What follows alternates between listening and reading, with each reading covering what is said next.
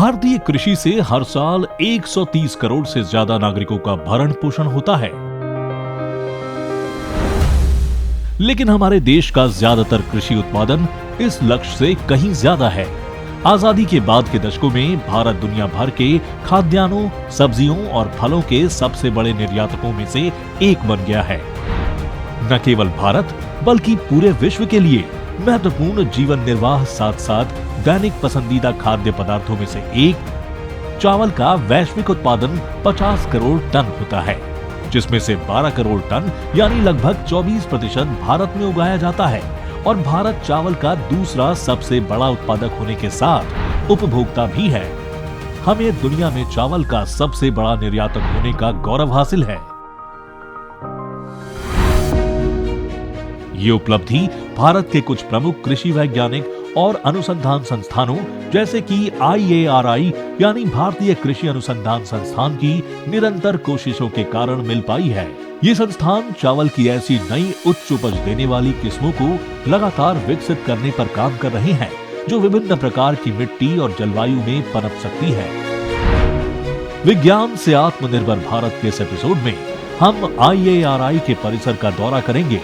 इस शोध संस्थान ने भारत को खाद्य और पोषण सुरक्षा हासिल करने में महत्वपूर्ण भूमिका निभाई है। दरअसल IARI 60 के दशक में भारत की हरित क्रांति का केंद्र रहा है। तब से आज तक IARI ने अच्छी पैदावार देने वाली चावल और अन्य फसलों की कई मेगा किस्मों को विकसित करने की विरासत को जारी रखा है। ऐसी फसलें किसानों को ज्यादा आय देती है और निर्यात से होने वाली भारत की आय में वृद्धि करती है। चलिए इस एपिसोड में हम चावल की कुछ नई किस्मों पर बारीकी से नजर डालेंगे और देखेंगे कि वे किस प्रकार हमारे कृषि वैज्ञानिकों द्वारा कड़ी मेहनत से विकसित की जाती है। जैसे कि बासमती मेगा चावल की किस्म पूसा 1121, जिसे दुनिया के सबसे लंबे पके हुए चावल का गौरव हासिल है। हम अनाज और अन्य उच्च उपज देने वाली पूसा बासमती 1509 और 1718 किस्मों को भी देखेंगे। इनकी खेती लगभग 18 लाख हेक्टेयर में की जाती है। दरअसल IARI के महत्व का अंदाजा निर्यात के आंकड़ों से ही लगाया जा सकता है। प्रीमियम बासमती चावल से देश को सालाना लगभग 25,000 करोड़ रुपए मिलते हैं, जबकि IARI की अन्य किस्में इसमें लगभग 80,000 करोड़ मूल्य के लगभग 5 करोड़ 50 लाख टन अनाज का योगदान देती है।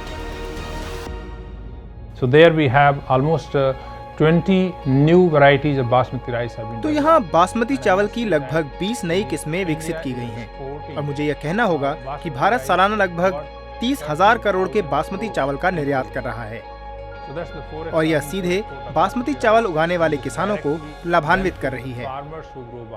इसलिए जब आप बासमती किसानों की समृद्धि को देखते हैं तो यह अभूतपूर्व है, वो चाहे शिक्षा के संदर्भ में हो या चिकित्सा सुविधा के संदर्भ में या बाकी अन्य सुविधाएं जिसका लाभ अब वो सभी किसान उठा रहे हैं। They can afford to avail and their general facilities at house they have.